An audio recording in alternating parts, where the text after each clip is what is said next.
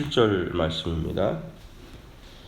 마태복음 21장 23절부터 27절까지 합독하겠습니다.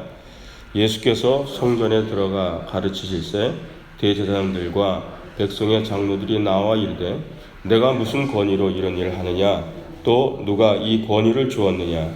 예수께서 대답하시되 나도 한 말을 너에게 물으리니 너희가 대답하면 나도 무슨 권위로 이런 일을 하는지 이르리라. 요한의 세례가 어디로부터 왔느냐, 하늘로부터냐 사람으로부터냐. 그들이 서로 의논하여 이르되 만일 하늘로부터라 하면 어찌하여 그를 믿지 아니하느냐 할 것이요, 만일 사람으로부터라 하면 모든 사람이 요한을 선지자로 여기니 백성이 무섭다 하여 예수께 대답하여 이르되 우리가 알지 못하노라 하니, 예수께서 이르시되 나도 무슨 권위로 이런 일을 하는지 너희에게 이르지 아니하리라. 아멘. 한번 따라 하시기 바랍니다. 성령의 권위를 세우는 사람. 예. 오늘은 이 본문 말씀은 권위 논쟁이에요. 권위. 예수님께서 우리 앞전에 나눴던 말씀처럼 오셔가지고 성전 정결 사건을 하고 성전이 다 사라질 거라 얘기하시고 성전을 허물라 내가 3일 만에 지으리라, 이런 수많은 일들 말들을 하시고 또 수많은 사람들을 치유하고 고치시는 일들을 하셨거든요. 이들이 궁금했던 건 그거예요. 도대체 이 권세가 어디로부터 왔냐는 거예요. 예수님이.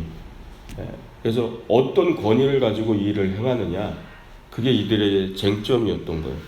그래서 주님 앞에 물은 거죠. 도대체 무슨 권위를 가지고 이런 일들을 하고 너가 이런 말들을 하느냐라고 예수님께 물은 거예요. 근데 예수님은 그거를 대답하지 아니하시고 요한의 권위를 얘기한 거예요. 요한의 세례를 얘기하면서. 그래서 본문 21장 25절에 얘기하죠.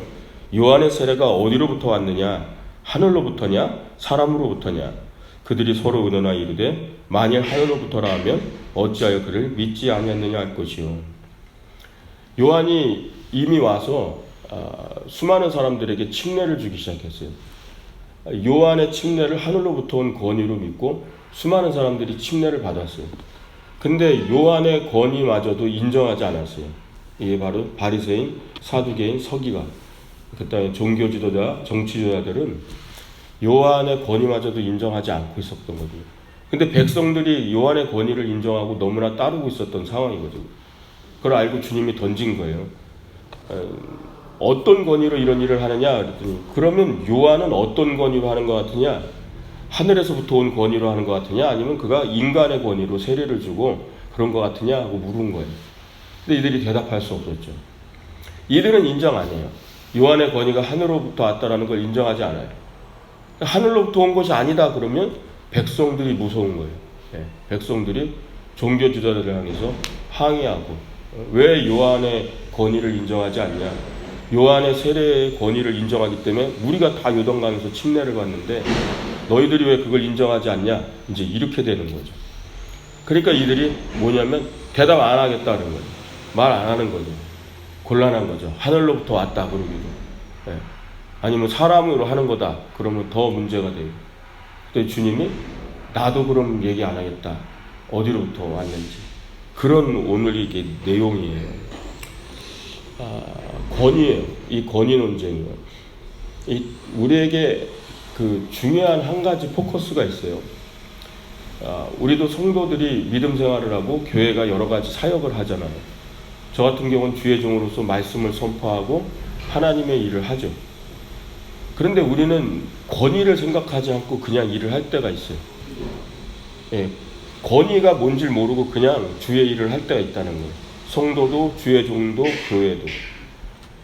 이 권위에 대한 것을 먼저 알고 우리가 하늘로부터 온 권위, 그게 뭔지를 알아야 제대로 된 권위를 가지고 이 땅에 사역하게 된다는 걸 믿으시기 바랍니다. 주님이 오셔가지고 수많은 병자를 고치고 많은 사람들을 돕고 말씀을 전하고 그 수많은 일들이요. 그 권위, 도대체 그게 어떤 권위로 왔냐는 거예요. 이 권위 논쟁은 어디 가서 예수님께서 밝히게 되냐면 누가복음에 가서 얘기하게 돼요. 오늘은 말씀 안 하세요. 마태복음에서 너희들도 얘기하냐? 그럼 우리도 안 한다 그래요. 근데 이 사람들은 계속 예수님의 권위를 인정하지 않는 거거든요. 그런데 능력은 계속 나타나고 기적은 계속 일으키고, 그러니까 누가복음 12장에 가면 예수님의 권위를 인정하지 않으려고 매도를 하죠. 뭐냐면 바알세불의 힘을 빌려서, 귀신의 왕의 힘을 빌려서 하는 일이다. 그게 누가복음에 그들이 참소했던 거예요. 그때 12장 10절에 주님이 이렇게 얘기하시죠. 누구든지 말로 인자를 거역하면 사하심을 받으려니와 성령을 모독하는 자는 사하심을 받지 못하리라. 여기서 대답을 하신 거예요. 너희들이 말로 하는 것은 사하심을 받지만 성령을 모독하는 것은 사하심을 받지 못한다. 다시 얘기하면 주님이 지금 이 많은 일들을 하는 권위는 뭐냐면 성령의 권위라는 거예요. 성령의 권위. 성령의 권위로 지금 치유도 하고 가르치고 고치고 성령의 권위를 가지고 이 일을 해왔다라는 거죠. 이들도 성령의 존재와 사역은 알고 있었어요. 근데 거기에 순종하지 않을 뿐이었죠. 예수님은 밝히신 거예요. 내가 성령의 권위로 이 일을 하고 있다. 이거예요. 이제 우리에게 이게 되게 중요한 거예요. 내가 하나님의 일을 하는 것, 교회가 하나님의 일을 하는 것, 그것은 다 성령의 권위로 하는 걸 믿으시기 바랍니다. 성령의 권위를 가지고 해야 되는 거예요. 많은 부분들이 성령의 권위를 인정하지 않고 성령의 권위에 잘 모르니까 사람이 하는 것인 줄 알고 있는 거예요. 교회의 일도 사람이 하고, 교회가 행하는 모든 것들이 그냥 사람들이 모여서 그냥 사람이 하는 일. 그건 잘못된 거예요. 초대교회가 한 일이 뭐냐면 성령의 권위로 일을 했던 거예요. 초대교회의 그 부흥이. 성령들이 다 충만했고 온 성도들이. 그래서 성령의 권위를 힘입어서 다른 사람들이 할 수 없는 일들을 하기 시작하는 거예요. 나누기도 하고 구제하게 하고 기도도 하고 많은 여러 가지 성령의 권위를. 그게 바로 성령의 권위였던 거죠. 요즘 현대 교회들이 이 하나님 앞에 사역을 하면서 성령의 권위를 힘입어 한다라는 것을 인정하지 않으니까, 그거에 우리가 훈련되어 있지 않으니까 많은 능력이 나타나지 않는 이유 중에 하나가 바로 이거예요. 성령의 권위예요. 그래서 성령의 권위를 세우는 사람 되어야 되는 걸 오늘 마음에 새기시기 바랍니다.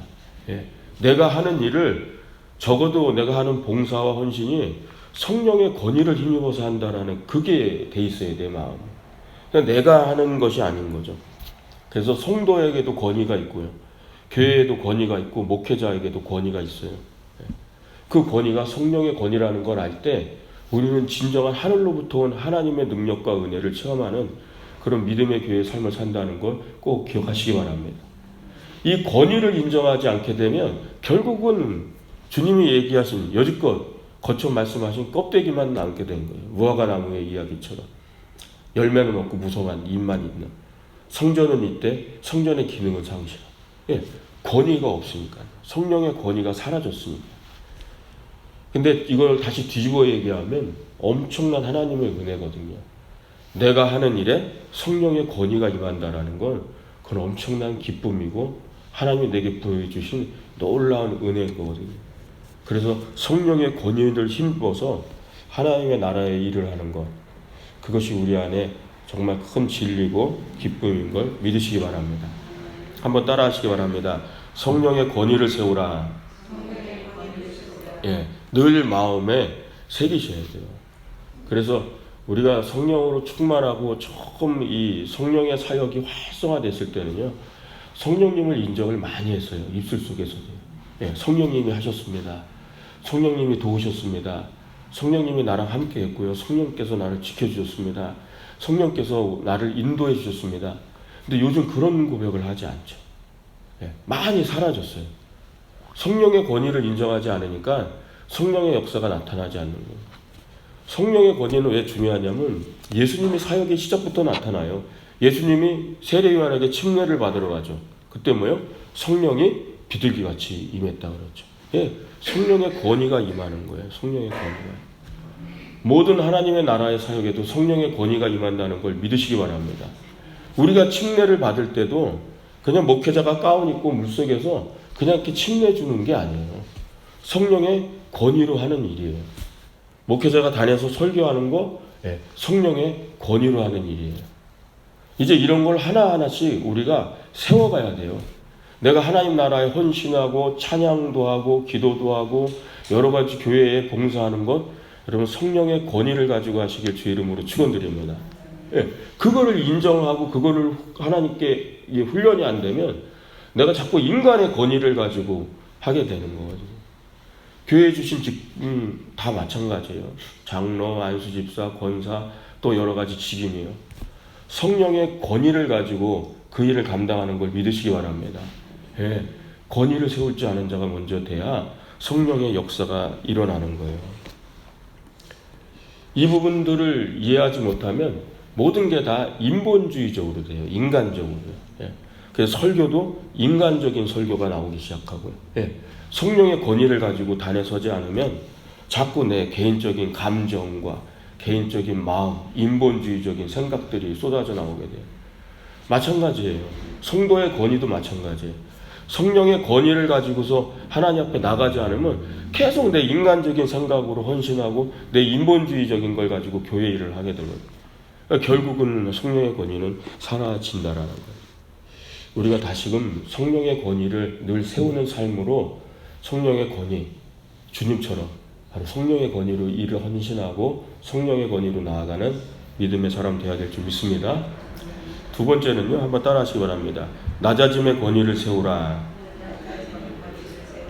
이 성령의 권위는, 원래 권위라는 것은 높은 부분이 있어요. 예. 그래서 권위를 세운다라는 거거든요. 그 권위 아래 우리가 복종하는 거죠. 근데 성령의 권위는 이 세상의 권위하고 달라요. 이 성령의 권위는 낮아진 자리에서 세워지는 권위예요. 그러니까 역설적인 거죠.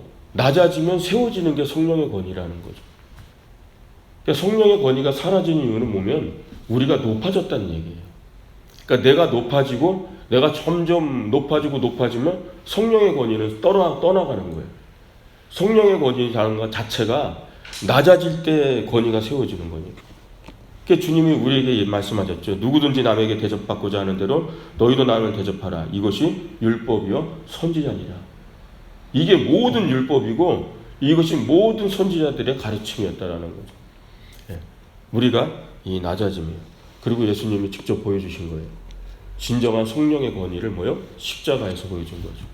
가장 낮아진 모습으로 십자가에 달려 죽으심으로 성령의 권위를 세우신 거예요. 예. 지극히 높은 분이 가장 낮아진 자리에서 성령의 권위를 세우신 거죠. 성령이 아니면 할 수 없는 일이었고 성령의 도우심이 아니면 십자가를 질 수도 없는 일이었고. 그러니까 우리는 이제 이 원리를 삶에 적용하고 깨달아야 되는 거죠. 성령의 권위를 세우는 사람은 낮아짐을 통해 그 권위를 세우신다는 걸 믿으시기 바랍니다. 그래서 성령의 권위가 다시금 내 안에 세워져야 되는 거예요. 예수님을 가장 높은 이름 위에 뛰어난 이름, 높은 이름으로 다시 올리셨다 그랬죠. 그 원리예요. 성령의 권위로 행하는 자는 하나님이 높이시는 거예요. 주님이 이 땅에 오셨을 때 지금 이 권위를 묻는 이들은 이 권위를 묻는 것 자체가 인간적이었던 거예요. 도대체 내가 무슨 권위로 이런 일을 하냐? 무슨 권위로 이런 말씀을 가르치고 무슨 권위를 가지고 사람들을 치유하고 무슨 권위를 가졌기 때문에 죄사한다 이런 말을 하고 하느냐? 권위에 대한 것을 이해하지 못한 거죠. 예수님의 권위요. 그저 세상 사람들이 생각하는 그냥 높은 권위로 알았던 거죠. 주님은 그런 권위가 아닌 걸 얘기했죠. 이들에게 그런 권위가 나타나지 않은 이유는 너무나 높아 있었기 때문에 그래요. 바리새인, 사두개인, 서기관 누구보다도 높아져 있었어요. 그 당시 주님이 왔을 때. 주님을 발 아래 정말 때처럼 보듯이 그렇게 스스로들 높아 있었고 내가 말씀을 안다, 내가 율법을 안다, 내가 하나님을 안다 생각해갖고 이 사람들은. 그리고 이방인이라든가 가난한 자, 고아들 그런 사람들을 분리시키고 우리와 함께 밥을 먹을 수도 없는 사람들이라고 그렇게 손을 거둬요. 오만과 편견과 독선과 그것이 가득한 사람들이. 그들이 와서 주님께 지금 권위를 얘기했던 거죠. 너는 무슨 권위로? 주님은 얘기하는 거죠. 낮아짐의 권위예요. 그게 성령의 권위임을 바로 얘기하는 거죠. 그럼 성령의 권위를 다시 세우는 사람 되시길 주의 이름으로 축원드립니다. 우린 다시 이제 고백하셔야 돼요. 너가 무슨 일로 이 일을 하느냐라고 묻는다면, 바로 이 질문을 세상 앞에 우리가 받는다면 나는 성령의 권위로 이 일을 한다라고 주님처럼 말씀할 수 있게 되기를 주의 이름으로 축원드립니다. 그렇게 돼줘야 되는 게 맞아요. 그거를 인정하는 게 맞는 거고요. 내가 성령의 권위를 힘입어서 내가 하나님께 봉사하고 성령의 권위를 힘입어서 내가 주의 사역을 한다고 그렇게 고백할 수 있어야 돼요. 그래서 성도에게는 성령의 권위가 떠나서는 안 돼요. 교회도 역시 성령의 권위가 떠나서는 안 되는 거예요. 성령의 권위를 낮아질 때 세워지는 권위, 그리고 성령을 늘 인정하고 늘 모셔드리고 늘 성령의 권위를 인정할 때 그의 권위가 나타나는 거예요. 그리고 그 성령의 역사들이 내 삶 속에 다 드러나고 역사되는 줄 믿으시기 바랍니다.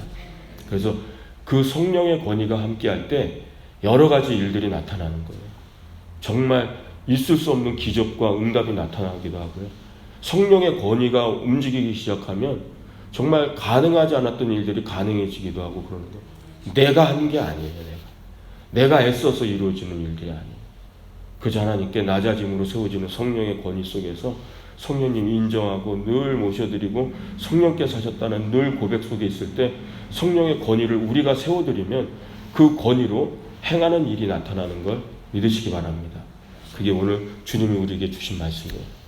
그래서 늘 성령의 권위를 세우고 그 권위로 가지고 성도의 권위, 교회의 권위를 성령으로 세우는 사람 되시기를 주의 이름으로 축원드립니다. 기도하겠습니다.